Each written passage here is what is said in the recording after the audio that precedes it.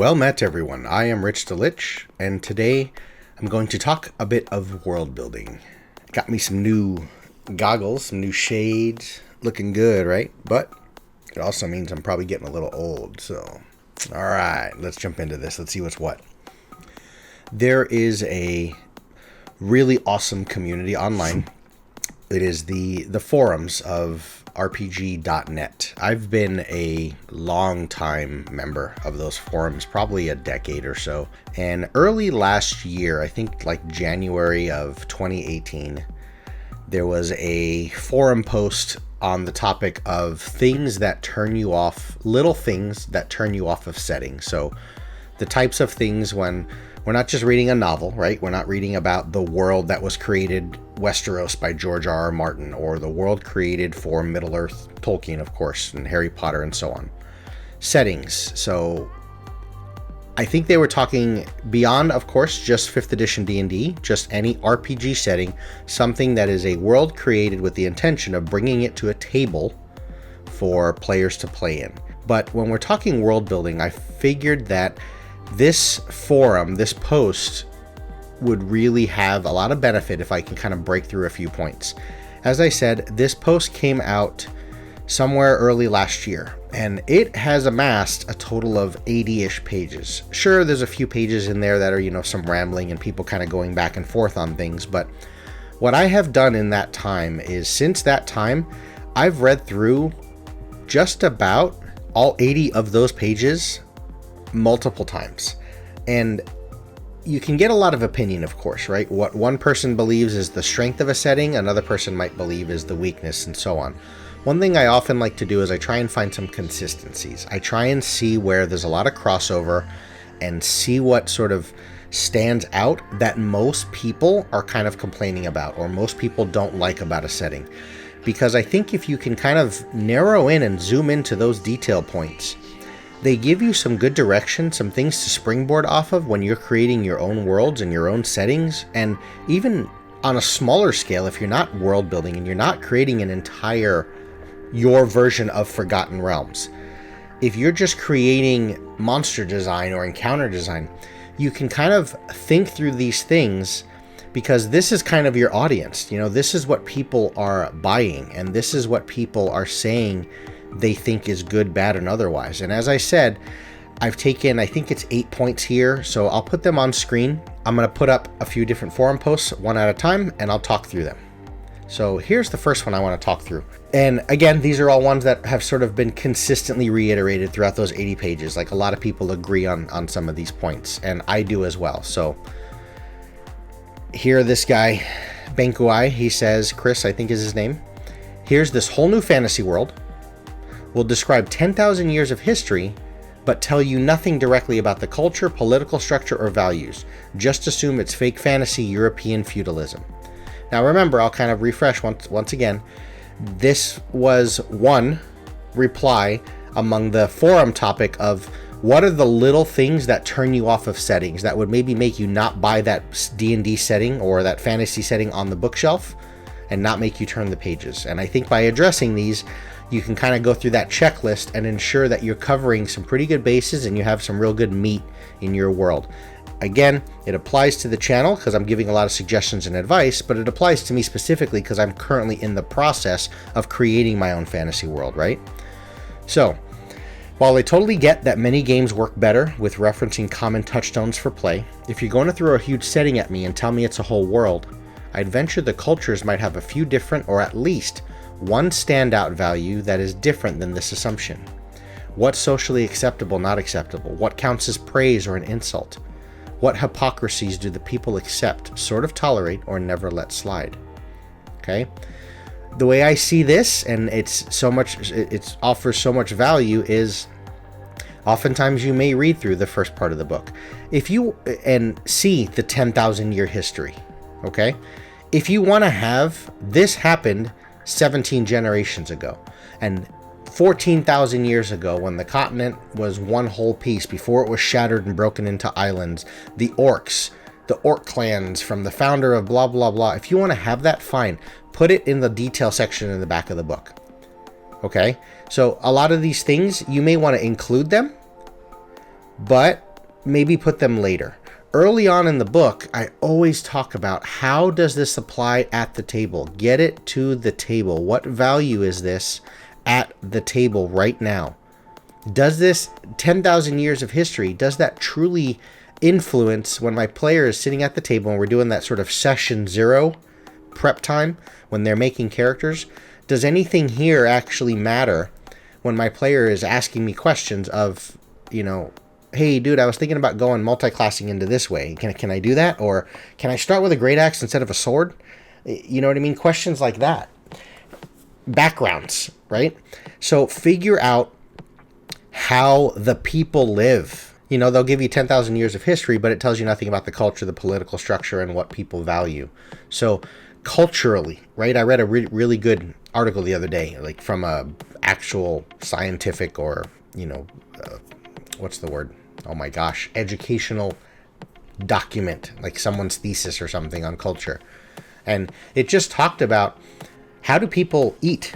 What do they eat? How do they dress, right? Relate that to real world stuff. Like there's different cultures. I've been fortunate enough to be world traveling lately. Japan a couple of years ago, Spain this year, and so on, and living in the United States and whatnot. And there's just differences, of course.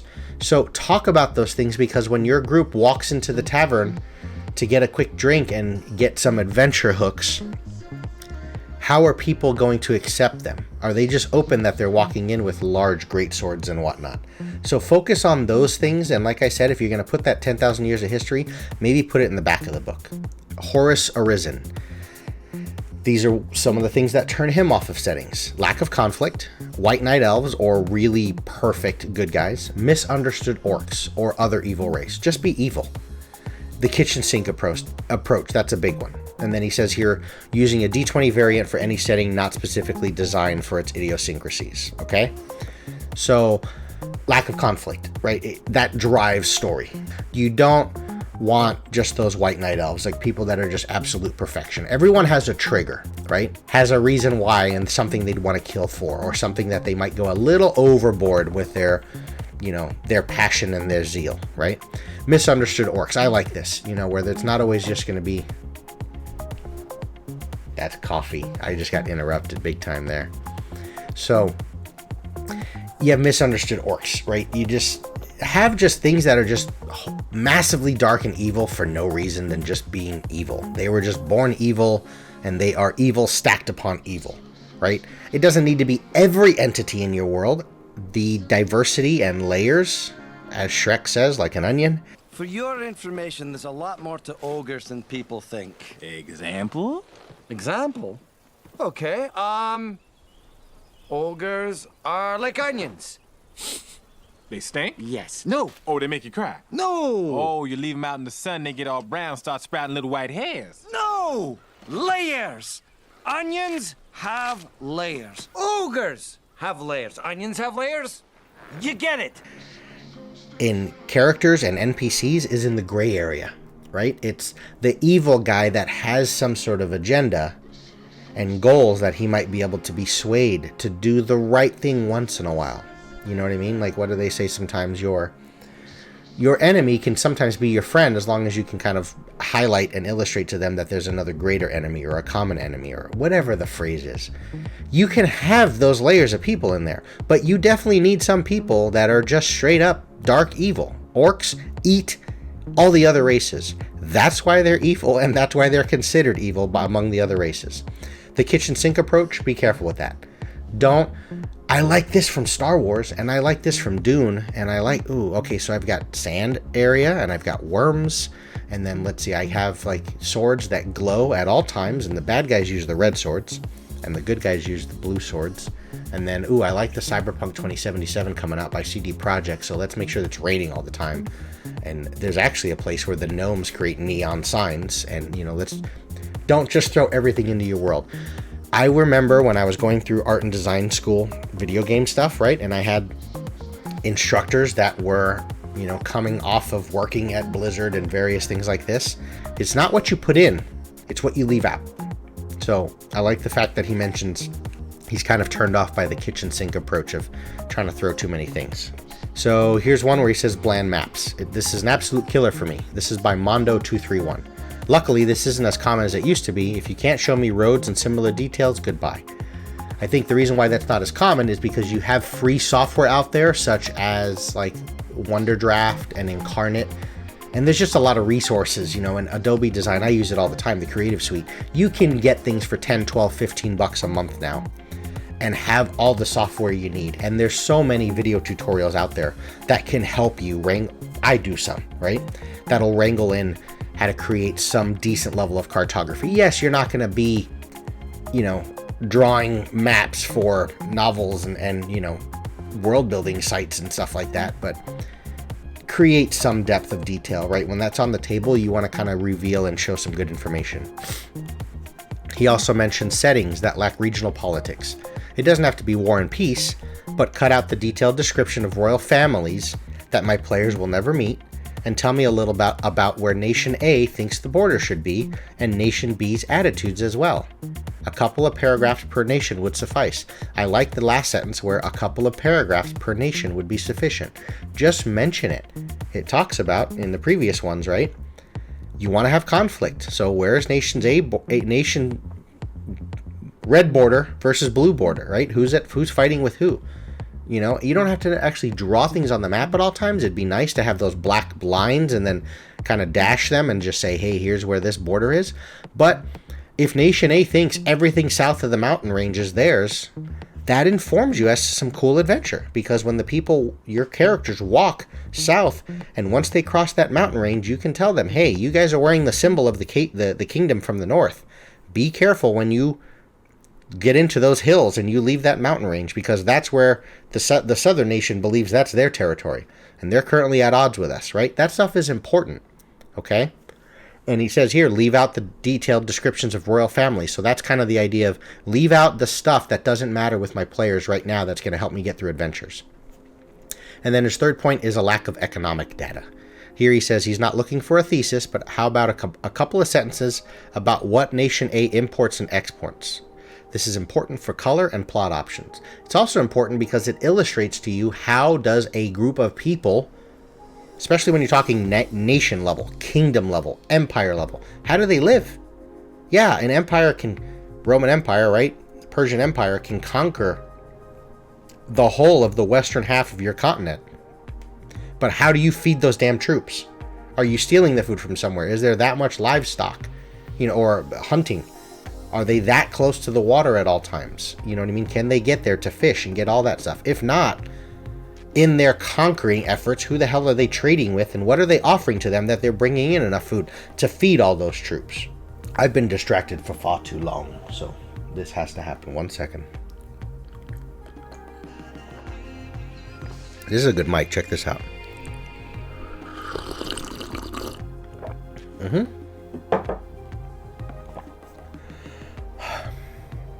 I should start the video over. Let's see what's next. Leonaru. I like that name. Settings filled with unpronounceable terms with too many hyphen and pretentious apostrophes. And then it turns out that they're just a fancy name for mountain and city. These unpronounceable names and terms. If it's just the mountains, you don't have to call it La Clac apostrophe Chakawakin.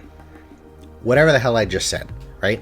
Because when you create a memorable place, the other thing is the PCs want to have it memorable. You know, is that place in the north, the mountain town. I don't know what the hell it was called. Let's look on the map, you know? But if you kind of north mount, well, it's in the northern mountains. There's a reason why when you look at a lot of stuff, like look back through I don't know what the word is. Something in my head is saying entomology. I don't think that's it. I'm completely talking over my head here. I don't know the basics of linguistics and where language comes from and where words come from, but whatever that's called, that career path and people fascinated with that, if you Wikipedia or Google it, look through the origins of where like some of the towns in modern Great Britain, England, whatever, you know, come from.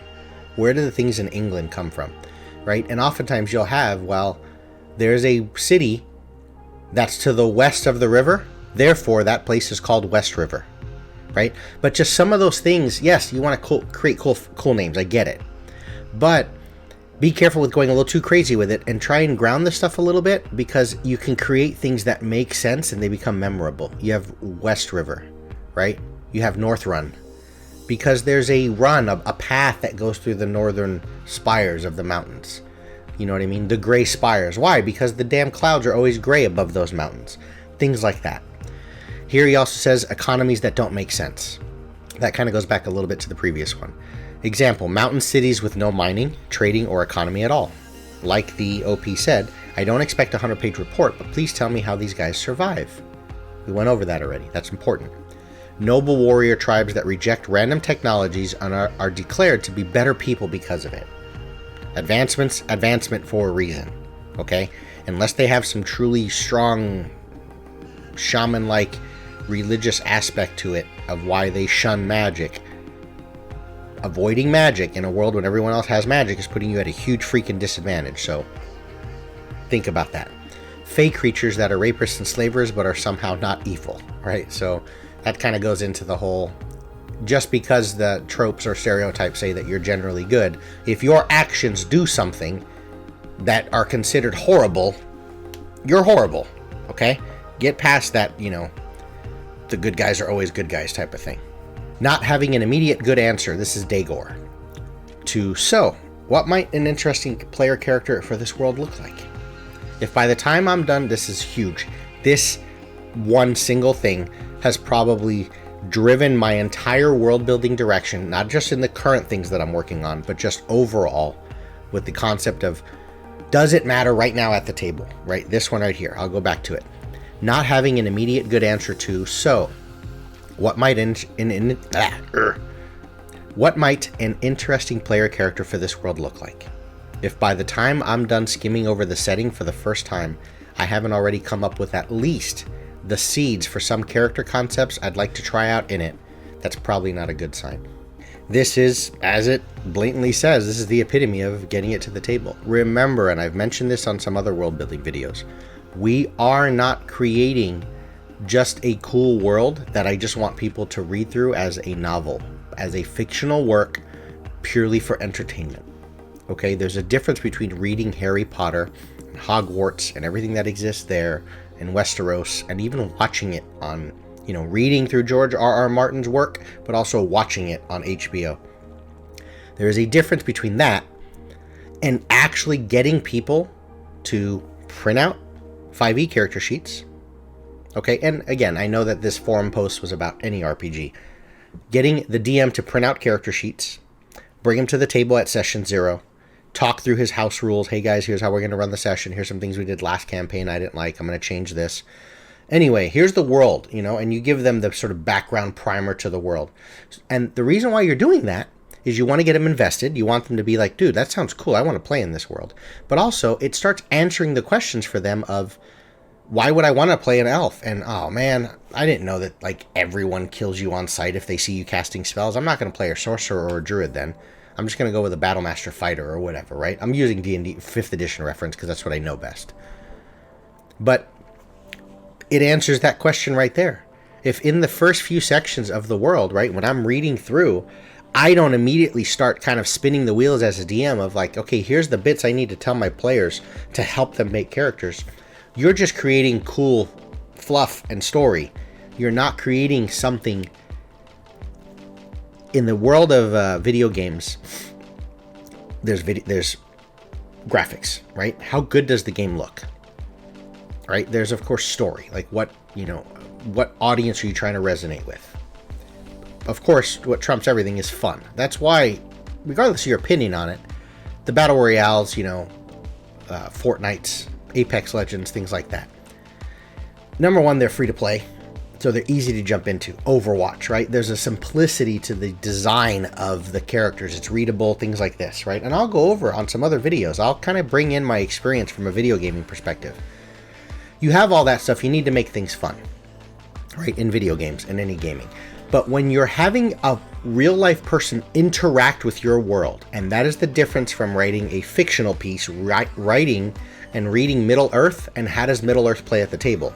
When you're having a human being interact with your world, As they say in the video game world, gameplay trumps everything. If it doesn't feel right when you're playing, if it doesn't have heft when you're swinging that weapon in a video game, if the guns don't feel right, if you're playing a shooter or you're playing a battle royale game and the combat aspect of it is not coming across well, what the hell are you doing? Okay, and in this same regard, if I'm not able to understand very quickly at a glance how I'm supposed to walk and travel through this world and how people treat me and whether I want to even use magic or not use magic and how are weapons perceived, I can't create the character that I want to have that wields 7 weapons. You have to cover those bases. Here's where that guy Leonardo again responded to Broken Twin. Okay, and this is a good one. Technological stasis is my biggest beef with most settings, and the argument that magic replaces technology doesn't make sense when the understanding of magic never evolves either. And then here Leonardo says magic seems to devolve most of the time. Even outside D&D, there are a lot of settings where all the really good magical stuff is from 1,000 years ago. Not everything as it once was long ago has to be better. There has to be technological stasis is a bad thing. You know, it's just things move forward. That's how cultures and civilizations, if everything was as it was 150 years ago, you would not be watching this video right now. So consider that. That's, I think, one of the good strengths of Eberron, is they weren't afraid to just move forward and say, in today's age, you don't have to clean everything. You don't have to fix your items and your clothing and your robe when it gets ripped on your travels, because it's cantrip level stuff that just mends everything, and there's brooms and unseen servants, you know. So consider these 2 points. I think we're getting close here. Baku 75. This is a big one because I'm getting older as well.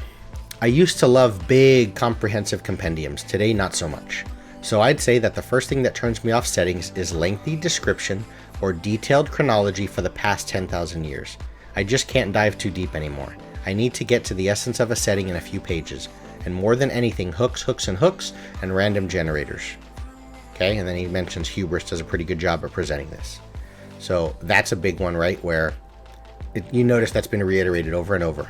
Okay, and there's a reason why, even of the 80 pages, I've pulled out a few that have been consistently brought up.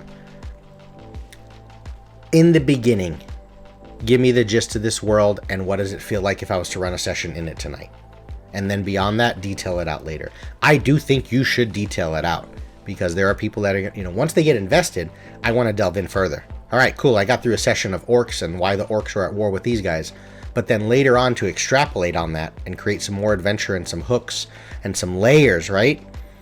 I can now look back in the back of the book about what the hell happened when that orc chieftain was killed 4,000 years ago and so on. So let's see if there's more. Man what? Man what? I like that one. You claim your game is fantasy. Ah, this one's really good. This one kind of keeps it fun. You claim your game is fantasy, a word that means the entirety of things imaginable, and yet 90% of your setting is things you can find in the real world. Why do you still have humans? Why is gravity 1G? Why is the majority of human-scale fauna mammalian instead of, say, reptilian or insectile? Like, why are people riding horses instead of giant lizards or crabs? Why aren't I playing a giant sentient crab? Why is the setting mostly Earth-like? Large continents with occasional small islands on a sphere, instead of island-dominated, or a checkerboard, or an endless flat plane with no edge yet discovered, or a Mobius strip floating in space. Show some originality instead of, oh, kind of like medieval Earth, but with magic. I understand, and there was some responses to this.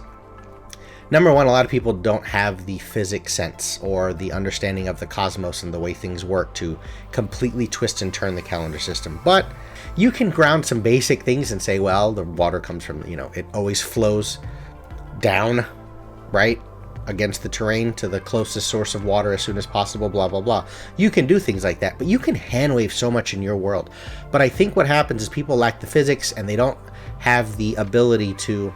There's a reason why it doesn't exist in our current modern world, because it just doesn't work that way.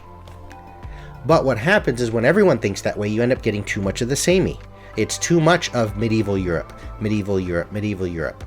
Read a little bit about South America, right? And, you know, base it on the Aztecs and the Mayans, you know, whatever, right? You know, just go way, way back to different time periods, you know, stories about, you know, H.P. Lovecraft. That's why things like that have always worked, or the horror of H.R. Geiger, you know, Giger, whatever, right? Like, just create something a little more interesting, you know? And I understand there's always the familiarity of there's orcs and then there's Warhammer, there's Games Workshop orcs, and here's a little tidbit. I don't think Tolkien ever mentioned orcs being green. I think the credit, even though it's probably most well known through Blizzard's orcs, the credit for an orc being green came from Games Workshop, GW, you know, the miniature tabletop line. They were the first ones to illustrate it or create an orc as a green thing. Anyway, you have orcs, you've got elves, you've got dwarves, right? You have all those simple ones. But what about you just have some sort of squat fox people or whatever? And I think that's what he's saying here. But one thing this does is it kind of gets you really thinking outside the box and really creating something that can be, you know, appealing. But I think if you can wrangle this stuff in, what he's saying here, and create some level of consistency, something that becomes relatable and not getting too fantastical, you could create a really cool hook and a cool front cover, because it's like, dude, I want to ride those giant mantis things. That sounds exciting. I don't do that in Forgotten Realms. I don't do that in Eberron, in Kalamar, in Dark Sun, in whatever, right? But it still feels somewhat grounded where it's relatable, and I can wrangle in the stats of that thing, so it kind of makes sense of, okay, it's just a different version of a horse. I like that. It's not bad. Okay, you don't want a world where everyone, God, it would be cool. And I'm going to kind of leave the video with that. Imagine a world where everyone's riding Tarrasques. I hope this little talk through of all those different things helped you guys. Thanks everyone for watching, and take care.